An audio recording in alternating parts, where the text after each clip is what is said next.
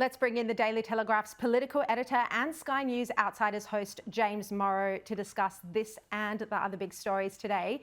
James, former Prime Minister Paul Keating has responded to Penny Wong's comments today. He's released a statement this afternoon saying Australia's major foreign policy task is to soften that rigidity by encouraging both the US and China to find common cause and benefit in a peaceful and prosperous Pacific. He says nothing Penny Wong said today on Australia's behalf adds one iota of substance to that urgent task. Well, what do you think, James? I mean, this is a live feud unfolding here between Paul Keating and Penny Wong.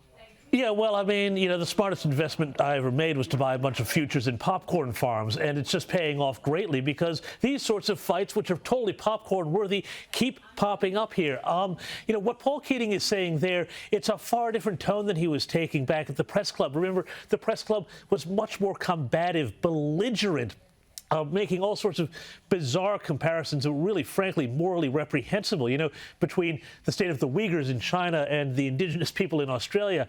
This is, of course, him trying to sound more statesmanlike and reasonable. And on one level, what he's saying there, well, yeah, sure, of course, we want everybody to get along. We don't want there to be war. But while there are obviously legitimate questions that you can ask about the AUKUS deal and arrangement, and I never want to say that you can't do that or people shouldn't, the way he has gone about this has just shown himself. I think Penny Wong is absolutely dead right. He has diminished himself, his reputation, and his legacy, and he's still doing it.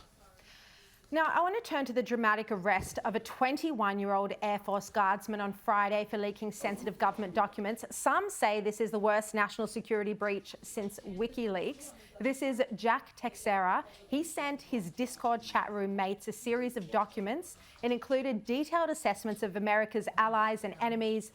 But, James, there's also quite fascinating intelligence that we have since learned about Russia's war in Ukraine, about how America spies on its allies. I mean, there's intel about foreign governments, military movements, diplomatic efforts, even weapon sales.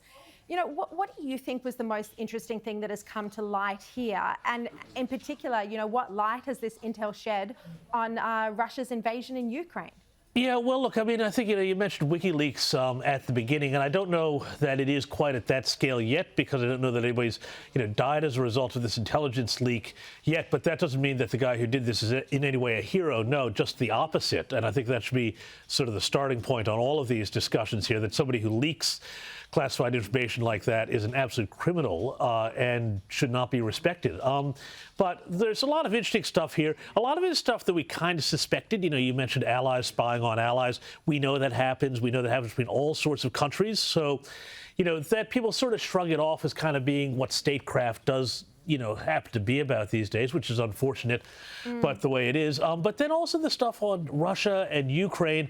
And it also, I think, confirms for a lot of people who have been, looking at the rosy sort of, Ukraine can just crush Russia and get back all its territory by the end of the year and all that stuff. Well, it puts a very different light on it. And I think that it does suggest that, beyond that sort of top level, gung-ho pro-Ukraine, get everything back thing that people talk about, there is going to be at some point some sort of settlement, I think, between the two parties in this that not everybody's going to be happy with. Yeah.